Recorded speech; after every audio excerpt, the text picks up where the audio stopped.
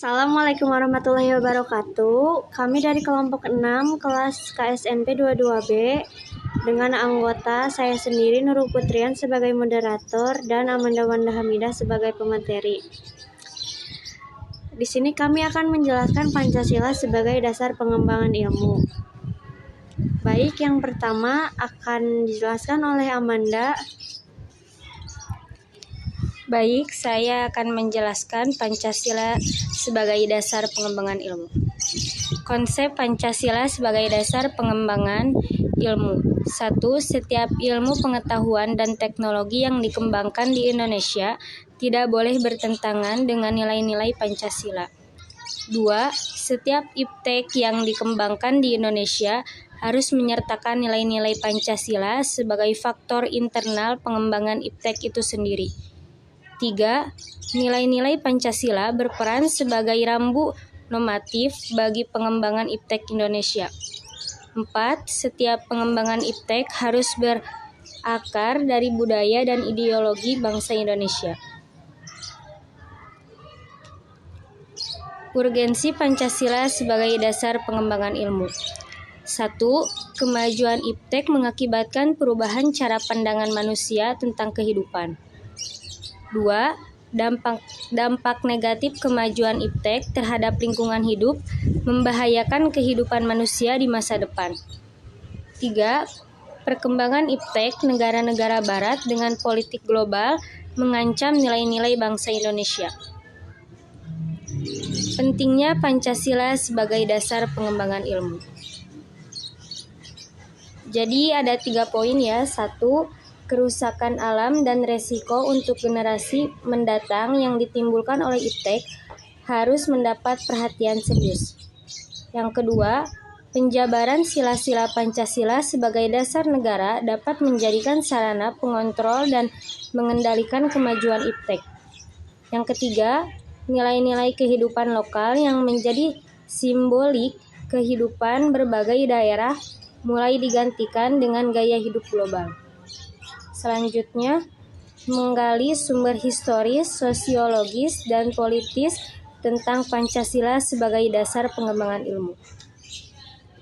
Yang pertama, sumber historis tentang Pancasila sebagai dasar pengembangan ilmu terdapat pada pembukaan Undang-Undang Dasar 1945 pada alinea keempat, yang berbunyi, kemudian daripada itu, untuk membentuk suatu pemerintahan negara Indonesia yang melindungi segenap bangsa Indonesia dan seluruh tumpah darah Indonesia, dan untuk memajukan kesejahteraan umum, mencerdaskan kehidupan bangsa, dan ikut melaksanakan ketertiban dunia yang berdasarkan kemerdekaan, perdamaian abadi, dan keadilan sosial. Maka disusunlah kemerdekaan kebangsaan Indonesia dalam suatu Undang-Undang Dasar Negara Indonesia yang terbentuk dalam suatu susunan negara Republik Indonesia yang berkedaulatan rakyat dengan berdasarkan kepada ketuhanan yang Maha Esa. Selanjutnya akan dijelaskan oleh rekan saya Nurul Putrian. Baik, selanjutnya sumber sosiologis tentang Pancasila sebagai dasar pengembangan ilmu. Yang pertama ada dimensi ketuhanan, yang kedua ada dimensi kemanusiaan. Selanjutnya, sumber politis tentang Pancasila sebagai dasar nilai pengembangan ilmu. Sumber politis terbagi menjadi 3, yaitu era Orde Lama, era Orde Baru, dan era Reformasi. Selanjutnya, membangun argumen tentang dinamika dan tantangan Pancasila sebagai dasar nilai pengembangan ilmu. Argumen tentang dinamika Pancasila sebagai dasar nilai pengembangan ilmu. Pancasila sebagai pengembangan ilmu belum dibicarakan secara eksplisit oleh penyelenggara negara sejak Orde Lama sampai era Reformasi. Para penyelenggara negara pada umumnya hanya menyinggung masalah pentingnya keterkaitan antara pengembangan ilmu dan dimensi kemanusiaan.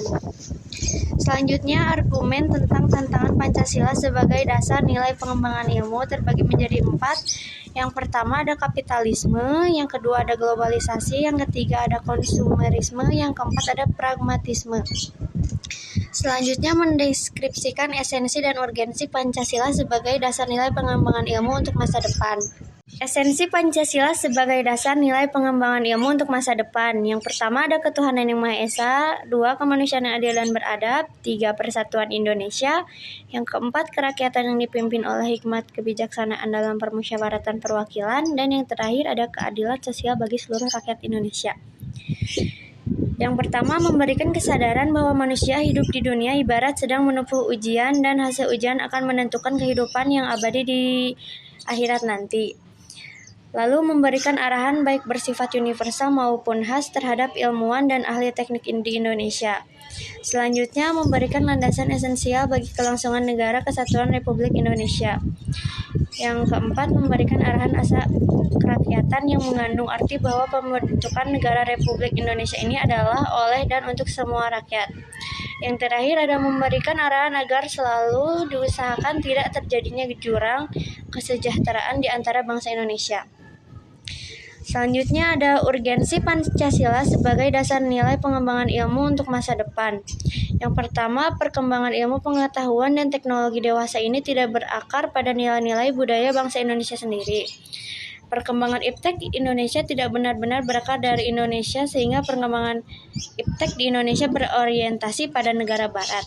Yang kedua, perkembangan ilmu pengetahuan di Indonesia lebih berorientasi pada kebutuhan pasar.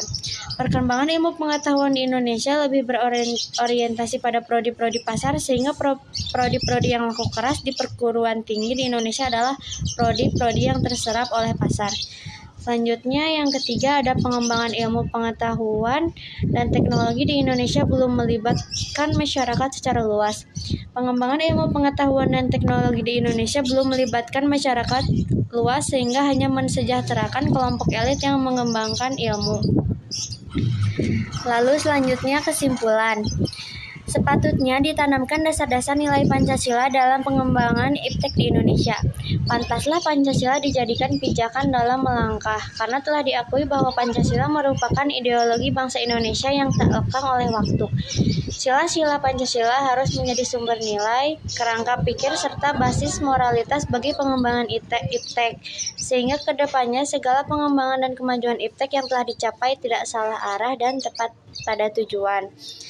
Baik, hanya segitu yang dapat kami sampaikan. Mohon maaf bila terdapat banyak kesalahan. Wassalamualaikum warahmatullahi wabarakatuh.